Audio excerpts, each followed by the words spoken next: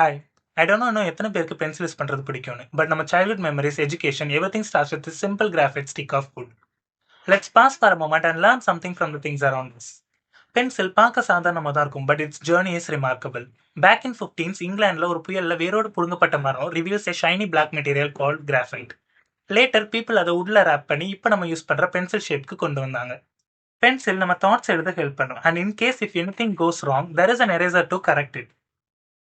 லைஃப்லயும் அப்படிதான். நம்ம எவ்வளோ தப்பு பண்ணாலும் நம்ம மிஸ்டேக்ஸ்ல இருந்து கத்துக்கிட்டு அதை கரெக்ட் பண்ணிக்கலாம்.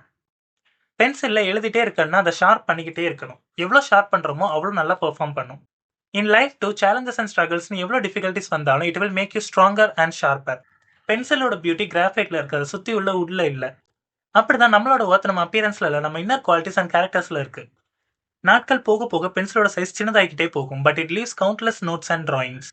நம்ம லைஃப் இந்த வேர்ல்ட்ல கொஞ்சம் எஸ் தான். நம்ம எவ்வளோ நாள் வாழ்ந்தோன்றதை விட நம்ம எப்படி வாழ்ந்தோன்றது தான் முக்கியம். So next time when you see a pencil, remember it's not just a tool, it's a teacher.